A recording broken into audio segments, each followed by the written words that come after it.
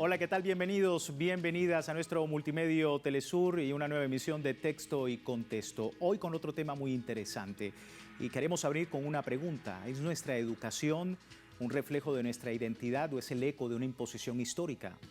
Para muchos pensadores y expertos, históricamente el modelo educativo occidental y formal no solo ha enseñado asignaturas, sino que también ha funcionado como una herramienta de control colonial y patriarcal desde la época de la conquista.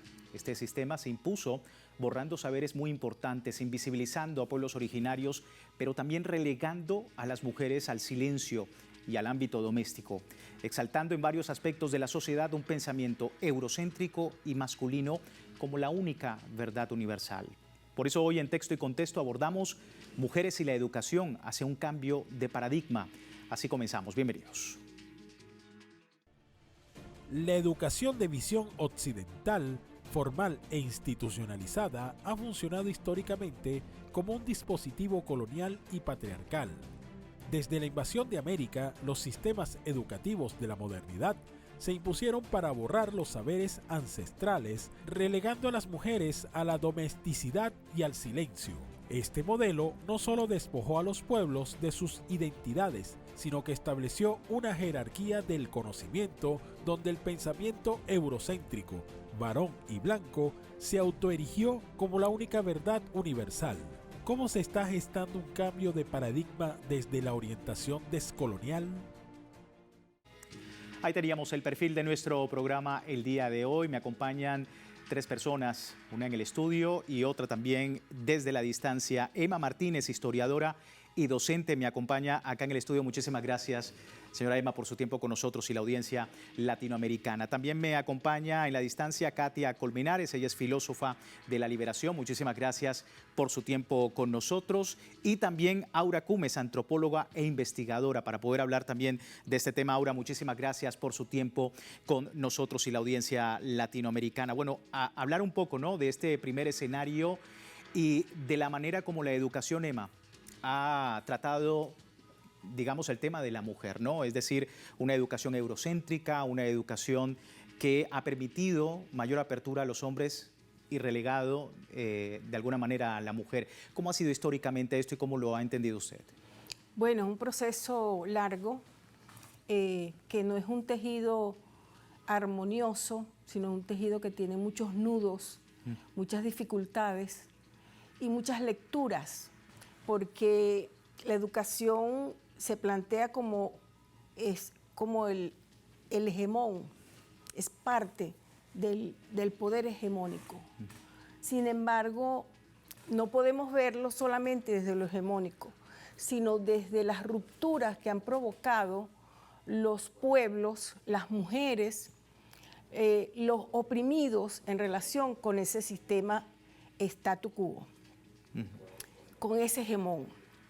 Es decir, por más que la educación, el sistema patriarcal, los sistemas políticos han intentado aplastar en una cuestión absolutamente plana de lo que es la educación, el ser humano, la mujer, el hombre, el oprimido, la oprimida, de todos los colores, todas las clases sociales, han buscado las fisuras de ese sistema para desbordarlo.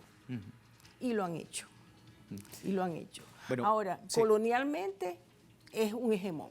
Eso es fundamental, lo tenemos que tener como claro, ¿no? Claro.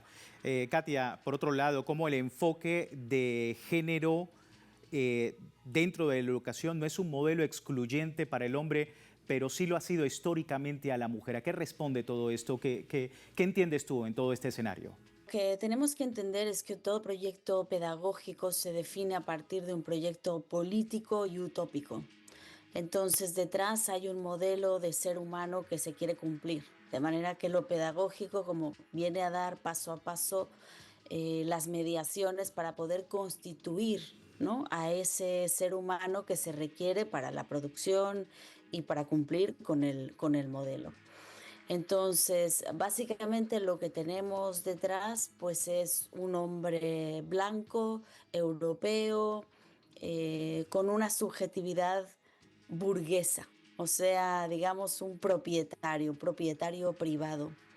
Y ciertamente la mujer queda relegada a hacer mediación, o sea, mediación en este caso de la reproducción de la vida, pero que es una vida lanzada completamente a la reproducción del capital. O sea, no se requiere una conexión real, ¿no?, con la vida, con la naturaleza. Fíjate que hay un autor, Michel Odand, que decía que el problema ecológico que enfrentamos en la actualidad es parte de este fenómeno, porque el ser humano se ha convertido en un superdepredador. Y esta actitud hacia la vida se aprende a una edad muy temprana, durante el tiempo de dependencia de la madre.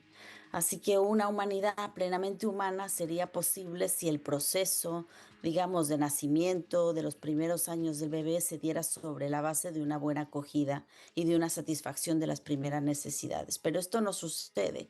O sea, en nuestra vida moderna hay tantas interrupciones en la relación mamá-bebé, en la relación familiar, que no se nos enseña a ser comunitarios, no se nos enseña a tener una conexión con la vida, con la naturaleza, sino que más bien se interrumpen esas relaciones y entonces tenemos como resultado culturas agresivas, culturas guerreras. Y justamente en contraste, otras culturas donde se genera, por ejemplo, el apego mayor a la madre, a la comunidad, pues también son culturas que tienen un mayor respeto por la vida y por la madre tierra. Entonces, se quiere construir un sujeto. Fíjate, Marx decía que el sujeto propio del capitalismo es el ser humano como pobre absoluto. O sea, pobre absoluto en el sentido de que no tiene comunidad, no tiene tierra, no tiene nada, no tiene instrumentos, materia prima, nada para poder producir. Así que es lanzado en su pura fuerza de trabajo a pedir, ¿no?, instrumentos, a pedir mediaciones para reproducir su vida porque no tiene nada. Entonces, este es el individuo que estamos construyendo, o sea, un individuo solo, y el individuo justo busca su propio interés, o sea, está en una lógica autocentrada, egoísta, egocéntrica, y este es el ser humano que se requiere para este sistema capitalista moderno, que se ha perdido todos los vínculos con los otros seres humanos. Entonces tenemos este individuo de guerra de todos contra todos, y eso es lo que tenemos hoy. O sea, rotas las relaciones solidarias, rotas las relaciones con la madre tierra, de modo que pues solamente podemos reproducir este sistema capitalista moderno colonial en el cual estamos inscritos. Y ahí, digamos, la mujer ocupa el espacio de ser simple mediación en la construcción de este ejército de reserva en función del capital. Sí, y lo decíamos también desde muy pequeños, ¿no? Nos inculcan esta idea en la educación. Preguntarte, Aura, ¿cuál es la realidad de la educación respecto a las mujeres que enfrentan un sistema excluyente, no solamente en Latinoamérica, sino en el resto del mundo? Bueno, más que excluyente, a mí me parece que la educación forma parte del modelo civilizatorio occidental, en la medida en que nos enseñan a cada quien el lugar que debe ocupar en la sociedad. En este caso, el modelo colonial, que es al mismo tiempo patriarcal y es al mismo tiempo capitalista, nos enseña que los seres humanos somos asimétricos y construye una jerarquía entre seres humanos a partir de construir razas entre seres humanos y a partir también de utilizar las diferencias sexuales para construir superiores e inferiores. Entonces, el modelo educativo nos enseña a vivir en medio de jerarquías. Entonces, se selecciona a los hombres de razas construidas como superiores para dirigir esos modelos civilizatorios. Y por eso son este tipo de hombres los que encuentran su lugar en los espacios educativos de las escuelas, pero no es ese el único lugar del saber. La iglesia cristiana, católica, evangélica y de diferentes denominaciones, es un lugar de educación profundamente impactante en las sociedades latinoamericanas. Entonces, desde esos lugares tenemos esos aprendizajes, y yo le llamo de epistemologías del dominio, en el sentido que aprendemos que hay un ser que domina y otros que son dominados, otros que obedecen. Las mujeres, por supuesto, quedamos relegadas de esos espacios educativos, pero cuando ingresamos, llegamos para formarnos en un modelo patriarcal, es decir, para reproducir esa misma forma de sociedad. Entonces, no cambian las estructuras cuando ingresan mujeres, porque no está cambiando el modelo. Entonces, un modelo que incluye es un modelo que hace a los subordinados reproducir las formas de dominación. Es muy diferente a los modelos que cuestionan, que critican y que buscan reinventar las formas jerárquicas y dominantes de vivir. Sin duda. Sin duda, parte de la explicación sobre este tema, y le recuerdo también a la audiencia, tiene tiempo de participar también con nosotros en contáctenos@telesurtv.net para este y otros temas. Hoy hablando, por supuesto, de un tema muy importante, mujeres y la educación hacia un cambio de paradigma. ¿Qué hay que hacer en nuestras sociedades para hacer que la mujer tenga un mejor rol en ese cambio de paradigma? Vamos a seguir hablando del tema luego de la pausa en Texto y Contexto. Ya regresamos.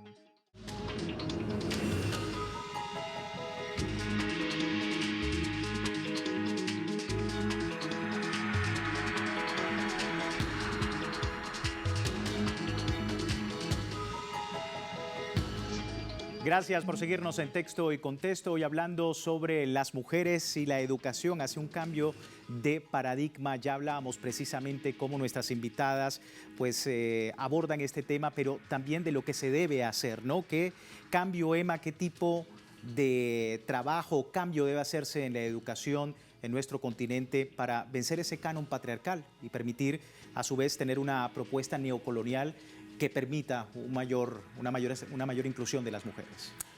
Bueno, hay un trabajo político, por supuesto, de base en todas estas cuestiones.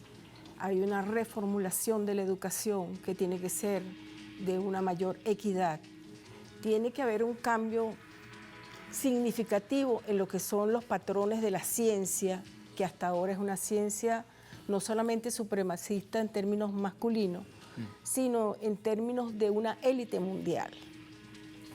Las mujeres en los laboratorios, las mujeres en la ciencia, sufren mucho lo que es justamente el supremacismo del jefe, porque el jefe se siente propietario no solamente del laboratorio y del saber y de la ciencia, sino de quienes trabajan con él.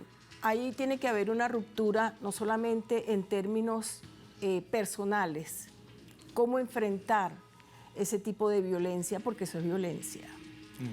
Tiene que haber una relación que sea cuestionadora, que sea enfrentadora de todas esas formas de machismo, que no son grandes machismos, sino que también pueden ser muy sutiles, pero también son muy dañinos. No son solo los grandes machismos los que son dañinos, también las pequeñas muestras de machismo van haciendo una relación tóxica, malsana, entre quienes trabajan conjuntamente en relación con un proyecto.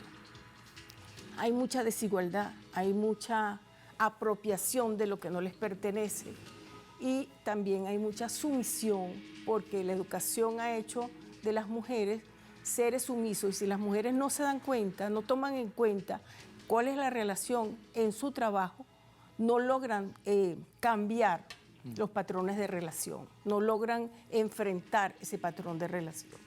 El problema del machismo es que no solamente es para los hombres, el machismo es una gran cultura, Es una cultura que arropa todos los intersticios sociales. Y las mujeres también son machistas. Las mujeres reproducen el modelo machista, sin darse cuenta muchas veces, y otras veces no les importa. La mayoría de las mujeres que hemos entrevistado en laboratorio y en otros espacios de trabajo, la primera cosa que dice: no soy feminista, ni participo en ningún modelo de trabajo, ni político, ni formativo en relación con el feminismo. No quiero saber nada de eso. Pero sufren el machismo, lo sufren y además lo reproducen. Y el machismo se reproduce en todos los espacios sociales, no solo en la educación, en los laboratorios de ciencia. También se difunde en la familia pequeña, grande y la que sea, en cualquier tipo de familia, no solamente hombre, mujer, niños, sino hombre, hombre, mujer, mujer, y familias extendidas. El machismo está allí. Es una cultura, bueno, no es una cultura que queremos, pero que existe y que no la podemos combatir fácilmente si no tomamos conciencia y no tenemos un papel político protagónico en relación con esto. Sí, de allí la importancia de cómo las mujeres protagonizan precisamente ese cambio, Katia, de paradigma. ¿Cómo estás viendo el actual escenario y qué se necesita hacer más en nuestros pueblos? Sí, mira, uno de los problemas más graves y yo siento también más ocultos del problema del machismo y de esta sociedad que vivimos es que aprendemos desde muy pequeños un tipo de relación que reproducimos siempre, que es una relación sujeto-objeto. Esta es propiamente la relación moderna que se repite, el método de la ciencia. Si tú te das cuenta, cuando tú estás haciendo una investigación, la pregunta siempre es: ¿cuál es tu objeto de la ciencia, ¿no? ¿Cuál es tu objeto de investigación? Entonces, esta relación sujeto-objeto implica siempre una jerarquización, una arriba y una abajo. Y precisamente rompe la relación comunitaria. La sociedad moderna es una sociedad atomizada, llena de individuos, como hemos dicho, en donde el individuo busca su propio interés. Así que la manera como aprende a relacionarse con otras personas siempre es en función del propio interés. O sea, el otro me sirve en la medida en que es un instrumento para mi interés. Entonces, esta relación que se repite todo el tiempo, pues es como la base de todo el problema, porque no sabemos constituir relaciones comunitarias. O sea, este sistema que tenemos ha favorecido la ruptura de la comunidad, y esta ruptura de la comunidad viene de manera, digamos, más importante, porque las comunidades, y esto se repite en todo el mundo, o sea, en todas las civilizaciones anteriores a la modernidad, tenían una relación con la naturaleza en términos de madre, ¿no? Madre naturaleza se dice en muchos idiomas y de muchas maneras. Y esto es porque la relación con la naturaleza, al ser una relación madre-hijo, establece también otro tipo de relación entre seres humanos. Si todos somos hijos de la misma madre, automáticamente nos volvemos todos hermanos. Entonces se completa la relación comunitaria. Y esto es algo que se ha roto, porque hemos sido lanzados más bien a la relación con la naturaleza en términos de objeto. La naturaleza se ha convertido en un objeto y nosotros, en lugar de ser hijos de la naturaleza, hemos sido transformados en propietarios de la tierra. Esta relación impacta todo, impacta toda la vida. Y entonces tenemos que ir reconstruyendo las relaciones comunitarias. Y ahí la mujer tiene un papel muy importante. Y creo que también Aura Cumes ha trabajado de manera mucho más profunda el tema, la cuestión de los feminismos decoloniales, porque no solamente se trata como de apuntar al tema de la mujer, sino qué mujer, porque podemos seguir repitiendo los esquemas blancos, burgueses, de un feminismo que en lugar de llevarnos a construir comunidad, nos lleva a la guerra de todos contra todos. No es eso lo que necesitamos. Así que tenemos que ir trabajando otro tipo de feminismos que nos contribuyan a construir comunidad, que pongan en el centro la unidad en la diversidad, que pongan en el centro la solidaridad, que pongan en el centro la vida. Y esto también hay que decirlo, la vida es siempre comunidad. O sea, no hay ningún organismo en toda la tierra que se autorreproduzca a sí mismo. La vida es comunitaria. Entonces, como hemos dicho muy al comienzo de nuestra intervención, el proyecto pedagógico tiene que estar repensado y alineado a partir de una utopía, a partir de un proyecto y de un proyecto político. Entonces aquí lo que tenemos que repensar es qué tipo de humanidad queremos. Bueno, y por otro lado, Aura, ver lo que nos comentaba también Katia, ¿no? La importancia de la reconstrucción de la comunidad que permita de alguna manera pues una estrategia, una alternativa descolonial y que la mujer represente un cambio de paradigma en ese escenario. ¿Cómo ves toda esta situación? Sí, yo quisiera insistir en un punto que no, que se dice fácil, pero que me parece que hay que detenernos en ello y que no es la exclusión el problema más grande, porque si fuera la exclusión, todos aquellos que hemos sido construidos como subordinados o como inferiores o inferiorizados, tendríamos que buscar acceder al paradigma dominante, incluyéndonos. Eso lo que implica es extender aún más ese paradigma dominante. Entonces, la cuestión tiene que ser distinta en el sentido de que todos aquellos que vivimos la vida de una manera y sufrimos las formas de dominación y las contestamos, tenemos mucho que decir sobre otras maneras de vivir. Y es ahí donde se le muestra a esos mundos dominantes que no son las únicas maneras de existir las que ellos han colocado como paradigmas.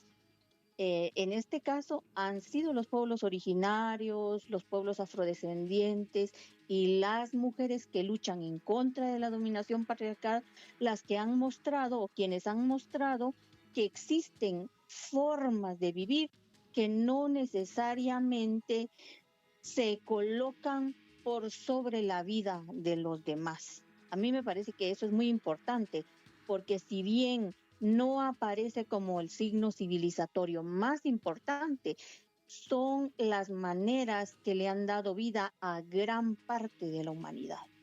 Muchos pueblos originarios no acceden a la educación formal, pero hemos vivido y hemos aprendido a vivir en aquellos lugares donde el capitalismo en estos momentos busca entrar debido a que hemos convivido con lo que existe sin depredarlo. Esa es una forma de vivir. ¿Qué es la educación? ¿Una manera de pensar o una manera de vivir? Al final es una manera de vivir, pero los signos dominantes no nos enseñan ese tipo de educación.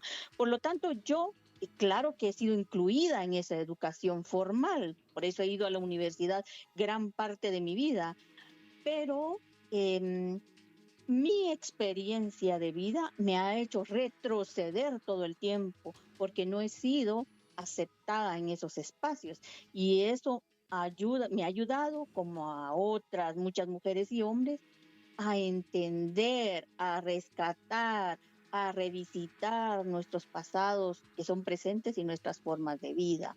Esto hace que coloquemos nuevas maneras de estar, de vivir, de pensar y de existir en medio de las formas occidentales, civilizatorias, capitalistas y patriarcales. Por eso creo que es una cuestión de experiencia dialogada, experiencia visitada, experiencia entendida y no solamente una cuestión de inclusión. lamentablemente se me termina el tiempo, pero también quiero preguntarle a la audiencia su enfoque sobre este tema. Su participación es importante, el feedback a través de contáctenos@telesurtv.net y a través de Telegram, nuestro servicio informativo las 24 horas del día. Se me termina el tiempo. Emma, muchísimas gracias por atender la invitación, y también desde la distancia, Aura, gracias por atender la llamada y por darnos tu lectura sobre todo este tema. Y les recuerdo nuevamente a la audiencia, www.telesurtv.net, siempre con nuestra señal en tiempo real desde cualquier parte del mundo, con una perspectiva de nuestros pueblos y siempre en un texto y contexto. Será hasta una nueva oportunidad.